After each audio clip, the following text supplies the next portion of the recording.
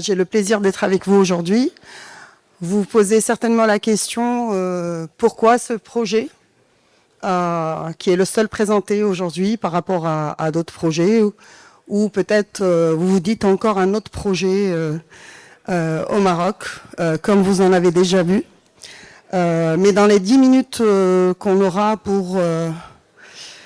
vous présenter, on va essayer de vous expliquer pourquoi ce projet est différent, pourquoi ce projet est singulier et est exceptionnel, et pourquoi ce projet, c'est l'opportunité aujourd'hui d'investissement touristique pour lequel l'État marocain, avec tous ses organes, l'a institué comme un projet stratégique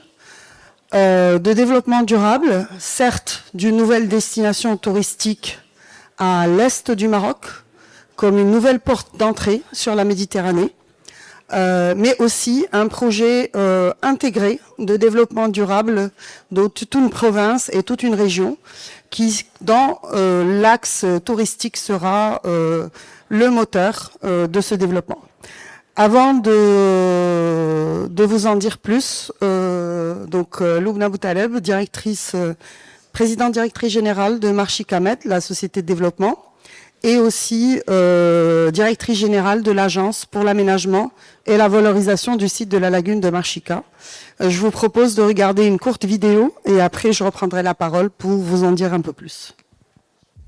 Porté par une initiative royale visionnaire, le projet de développement du site La Lagune de Marchika, lancé en 2008, reflète la vision de Sa Majesté le roi Mohammed VI, que Dieu l'assiste, pour une valorisation durable des ressources naturelles et économiques de la région de l'Oriental. Cette dynamique s'inscrit dans une stratégie globale visant à transformer Nador et ses environs en un pôle d'attractivité internationale.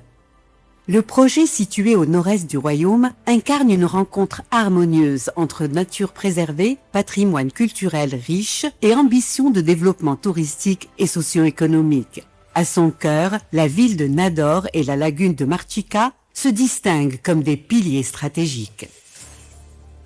Marchika, c'est aussi une connectivité exceptionnelle. À moins de 3 heures des grandes capitales européennes et moins d'1 heure de la capitale du royaume, la région est accessible grâce à l'aéroport international de Nador et au futur port Nador West Med, carrefour stratégique entre l'Europe et l'Afrique.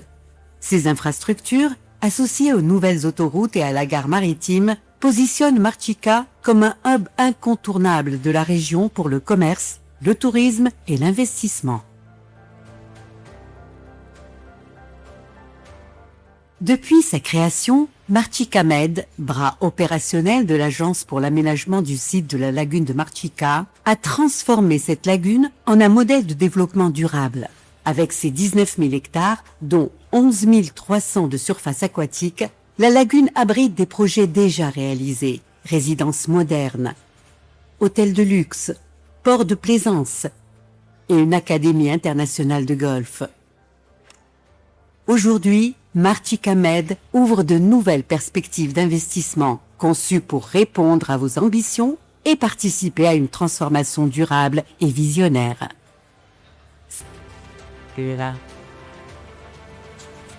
Investir à Marchika, c'est s'engager dans un projet unique, à la fois durable et ambitieux. C'est participer à la construction d'une destination de référence au cœur de la Méditerranée. Ici, la vision se concrétise, le potentiel devient réalité. Rejoignez-nous et devenez acteurs de cette transformation exceptionnelle. Marchika Med, l'avenir de la Méditerranée commence ici.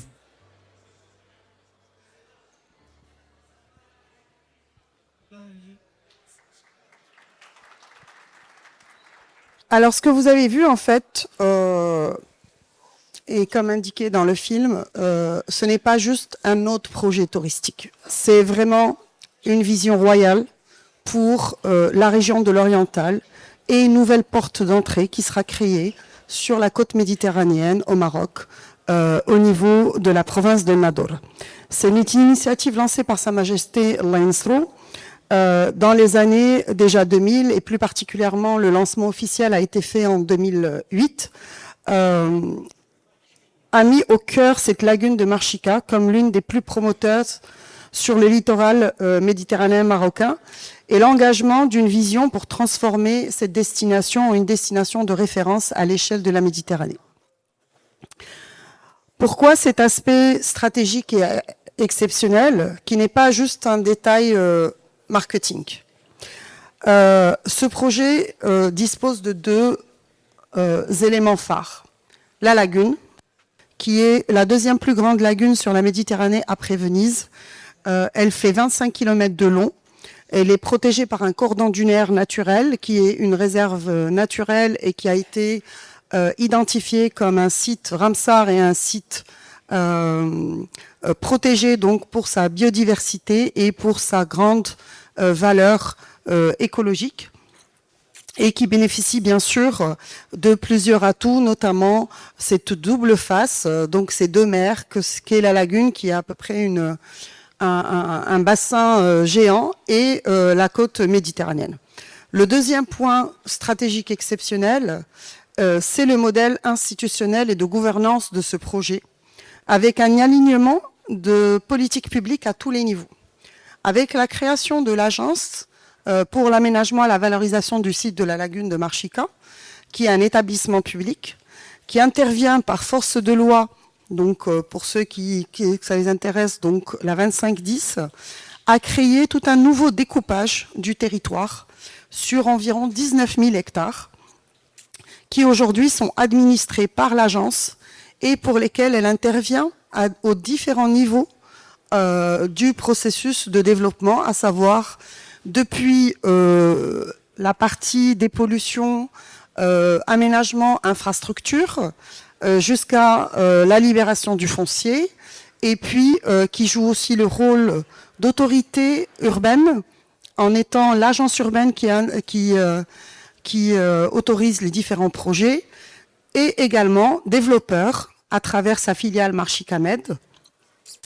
qui, elle, a le rôle des montages financiers des projets et de leur programmation, et bien sûr la recherche de partenaires, donc soit des développements propres, tels que vous les avez vus sur cette cité d'Atalayoun, mais aussi des partenariats publics-privés sur différentes composantes du projet. Donc vous l'avez bien compris, c'est un projet qui va bien au-delà de juste une station touristique. C'est vraiment un projet de développement de territoire dont la composante touristique est d'une des plus importantes et qui nous intéresse aujourd'hui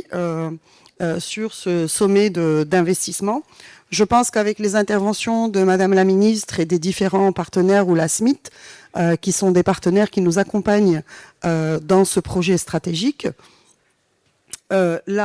aujourd'hui, le marché hôtelier est un des plus dynamiques dans le continent, au niveau du Maroc, et progresse à un rythme soutenu.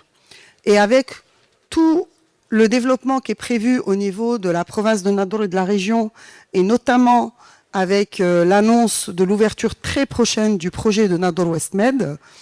Marchica, en fait, se positionne comme le pôle moteur qui va accompagner ce changement de la région,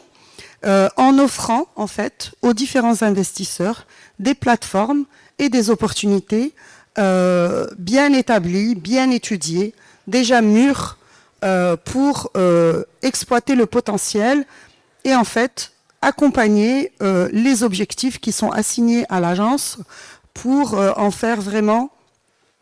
une référence au niveau de la Méditerranée sur un positionnement très différent, très exceptionnel. Quand on dit développement durable, pour nous, ce n'est pas juste un mot, ça se concrétise même dans les documents réglementaires. Aujourd'hui, au-delà de peut-être des installations, de déjà un premier hôtel, ou en tout cas complexe hôtelier de 5 étoiles, nous avons signé il y a un mois un contrat donc, dans lequel il va y avoir dans les 3 prochaines années l'ouverture d'un nouveau complexe hôtelier qui s'appelle l'hôtel de la Marina et qui est un Hilton Doubletree qui aujourd'hui est dans la phase d'autorisation. Et il existe plusieurs opportunités aujourd'hui, dont 2 sont pour lesquelles nous avons déjà fait des AMI. Donc dans la cité d'Atalayoun que vous venez de voir, il y a encore 2 parcelles de 2 lots, ce qu'on appelle l'hôtel du Golfe et l'hôtel de la Lagune, qui sont 2 lots déjà prêts et pour lesquels très bientôt, dans les les jours qui viennent, un autre AMI sur ces 2 complexes hôteliers qui sont un positionnement un peu différent, mais on est toujours dans une catégorie premium, sachant qu'aussi que dans tout le site, l'agence a déjà prévu d'autres zones pour le développement, et notamment avec le nouveau plan d'aménagement que nous sommes en train d'homologuer, il y a eu l'identification de zones touristiques clairement